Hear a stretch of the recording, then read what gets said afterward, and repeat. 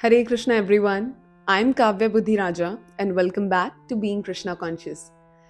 The question is how to deal with insults. If someone tries to pull me down, what do I do? What is the best response when someone tries to demotivate me so badly?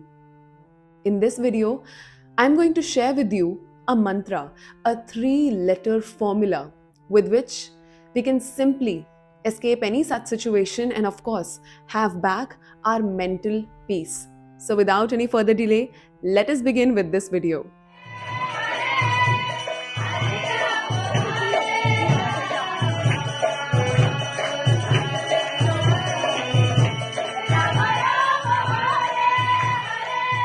Let me ask you a quick question. Can you drive a car? Let me repeat. Do you know how to drive a car? Because right now, I'm going to give you that exact car which, if we simply drive throughout our life, we will be able to overcome such unfavorable situations. So, the three-letter mantra that I was telling you about is car. Now, what does this car stand for? C stands for change, which means change the changeable. All such situations which we can simply change by changing our attitude, changing our perspective, change that. Let me give you a very famous example.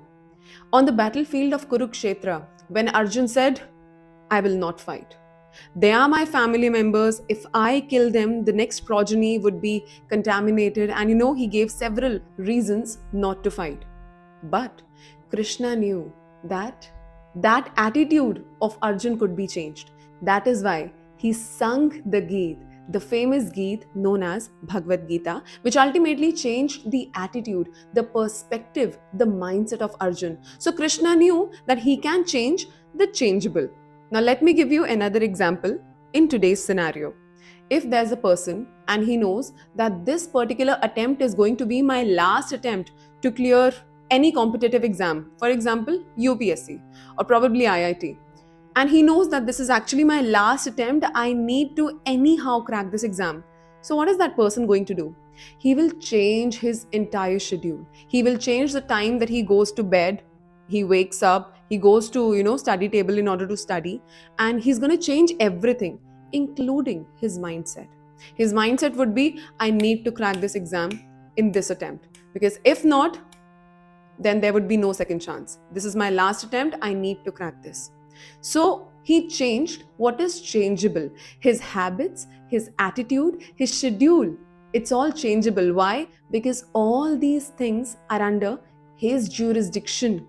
If he wants to change his schedule, it is under his jurisdiction. So definitely we can change what is changeable.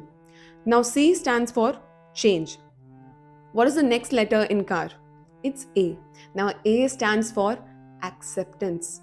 Accept what is unchangeable. If I know that the attitude of the other person is not going to change at all, then why waste my time in order to change that? For example, in Mahabharata, Krishna knew that Duryodhan's attitude is not going to change.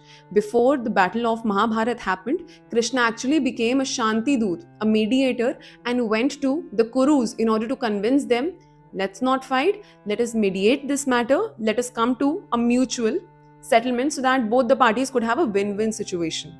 But Duryodhan was adamant. He didn't want to change. He said, I will fight. So Krishna knew that Duryodhan won't change. So he accepted this fact and left his association.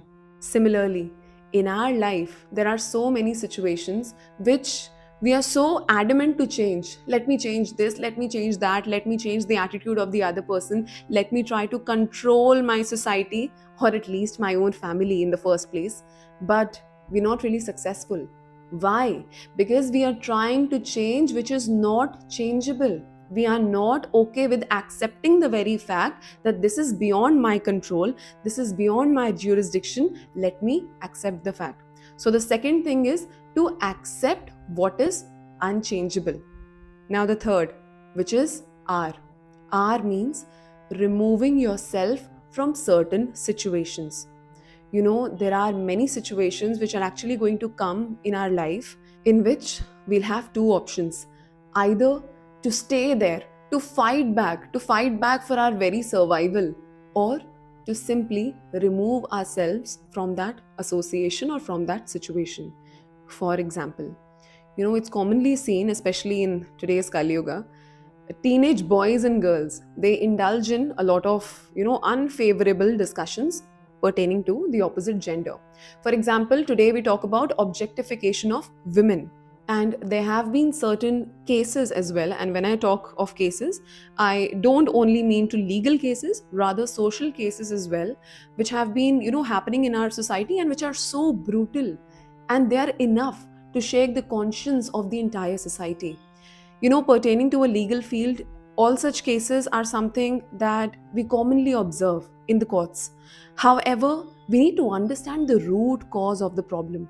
The root cause of the problem is that in order to become cool, in order to become acceptable, so called acceptable in the society of our friends, we tend to give in. We tend to give in to the idea of indulging into those discussions which we also know would be unfavorable. So, the best solution is that let me just remove myself from that situation. Let me get up and leave, simply. Now, some of you would come up to me and say, Kavya, it's not really possible in every scenario. Sometimes it is not that easy to just get up and leave. Sometimes you are bound to stay there because probably of the work environment or any such factor for that matter. Well, that totally depends upon scenarios and situations.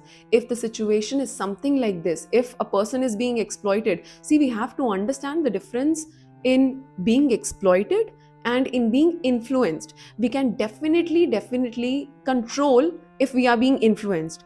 But if we are being exploited, then we have to understand that what all measures do I have in front of me, and then act as per the situation. So there's no hard and fast rule which applies to each and every situation that, okay, if this is happening, then you have to do this. No, we have to be mindful enough of what exactly is the situation before me and what all measures are there in my hand that I can take in order to have my mental peace back. Because see, the ultimate objective is to not mess up with your mental peace. And especially for those who are trying to walk on the path of spirituality, mental peace is the byproduct of spirituality.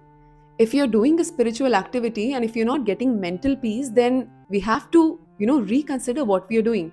Srila Prabhupada very famously mentioned that spiritual anxiety, which means taking anxiety for Krishna, is actually good. What is Krishna going to wear today? What am I going to serve Krishna? And how am I going to build this temple so beautifully that Shri Radha Shyam Sundar reside here peacefully? So to have spiritual anxiety, which means struggling for Krishna, is actually good.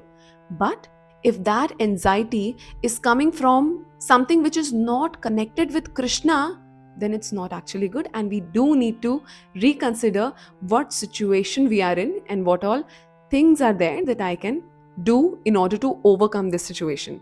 So the simple 3-letter formula is to drive the car, in which C stands for change the changeable, A stands for accepting what is not changeable, and ultimately R stands for removing yourself from that situation, of course depending on what the situation is. And then we can definitely say that by driving this car, we'll be able to escape those unfavorable situations and get back our mental peace.